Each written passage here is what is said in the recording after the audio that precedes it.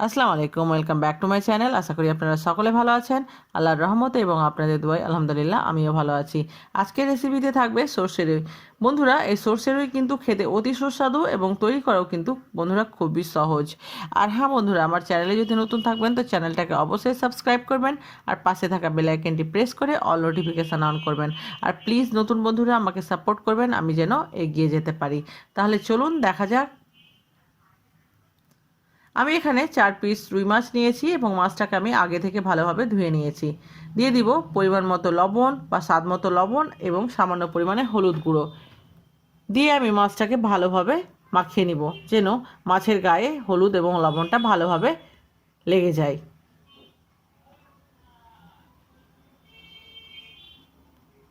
মাখানো হয়ে গেছে ভালোভাবে।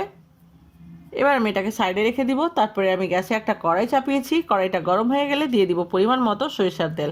বন্ধুরা, চেষ্টা করবেন সরিষার তেলে রান্না করার, তাহলে কিন্তু টেস্টটা বেশ ভালো আসবে। তেলটা গরম হয়ে গেলে আমি মাছগুলোকে দিয়ে দিব। গরম হয়ে গেছে, এবার আমি মাছের পিসগুলোকে দিয়ে দিব। চুলা আঁচটাকে হাই হিটে করে মাছটাকে আমাকে ভেজে নিতে হবে গোল্ডেন ব্রাউন করে। এক পিঠ হয়ে গেছে, আমি উল্টিয়ে দিব। বন্ধুরা, যেভাবে আপনারা মাছ ভাজেন সেভাবে ভেজে নিতে হবে। এপিঠ ওপিঠ সুন্দরভাবে গোল্ডেন ব্রাউন করে মাছটাকে আমি ভেজে নিব।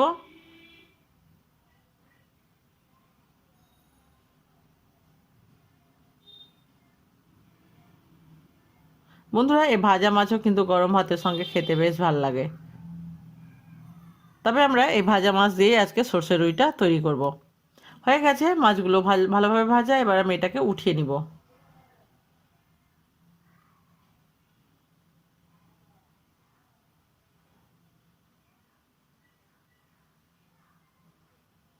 ততক্ষণ ওটা সাইডে থাক।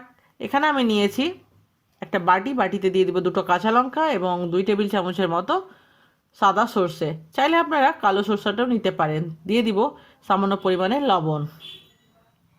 বন্ধুরা, এইভাবে করলে কিন্তু সর্ষার যে একটা তেতো ভাব আছে সেটা আসবে না। এটাকে আমি সিলবাটায় বেটে নিয়েছি।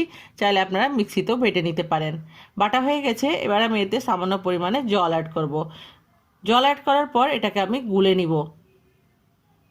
গুলা হয়ে গেলে একটা অন্য পাত্রে একটা ছাঁকনির সাহায্যে আমি এটাকে ছেঁকে নিব। বন্ধুরা, এভাবে করলে কি হবে, আপনারা অ্যাসিডিটির শিকার হবেন না এবং হজম শক্তিটাও কিন্তু ভালো হবে।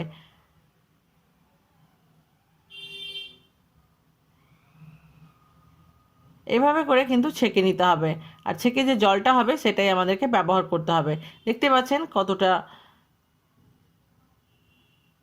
হয়েছে পরিমাণে।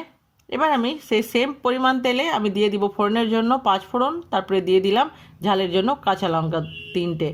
কাঁচা লঙ্কাটাকে আমি মাঝখান থেকে চিড়ে নিয়েছি। তারপরে দিয়ে দিলাম 1 টেবিল চামচের মতো আদা রসুন বাটা। আদা রসুনের গন্ধ যাওয়া পর্যন্ত আমাকে মশলাটাকে ভেজে নিতে হবে।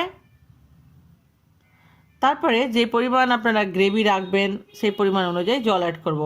তার মধ্যে আমি কালারের জন্য অ্যাড করলাম সামান্য পরিমাণে হলুদ গুঁড়ো। হলুদটা তেলের মধ্যে দিলে কিন্তু কালারটা বেশ ভালো আসে তরকারির। এবার আমি অ্যাড করব জল। আমি যতটা পরিমাণ গ্রেভি রাখবো সেই পরিমাণ অনুযায়ী আমি এখানে জলটা অ্যাড করব।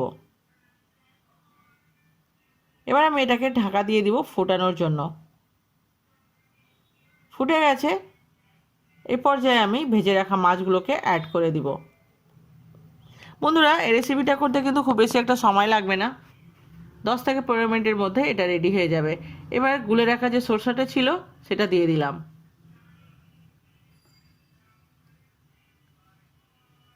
মাছটাকে এপিট ওপিট করে নিতে হবে, তবে কিন্তু যে গ্রেভির যে টেস্টটা আছে সেটা কিন্তু মাছের মধ্যে ভালোভাবে ঢুকে যাবে। এটাকে বেশিক্ষণ না, 3 থেকে 4 মিনিটের মতো ঢাকা দিয়ে রাখবো চুলার আঁচটাকে মিডিয়াম টু লোয়ে করে। অলমোস্ট আমার সর্ষে রুই রেডি হয়ে গেছে। বন্ধুরা, আমার রেসিপি আপনাদের কাছে কেমন লাগলো অবশ্যই কমেন্টে লিখতে বলবেন না। ভালো খান, সুস্থ থাকুন, আপনাদের দোয়ায় মনে রাখবেন। এ পর্যায়ে দিয়ে দিব 2টো কাঁচা লঙ্কা চেরা এবং সামান্য পরিমাণে কাঁচা সরিষার তেল। বন্ধুরা, এখন কিন্তু আমি গ্যাসটা বন্ধ করে দিয়েছি এবং আমার রেসিপি পরিবেশন হয়ে গেছে। আবারও দেখা হবে নতুন কোনো একটা রেসিপির সঙ্গে। আল্লাহ হাফেজ।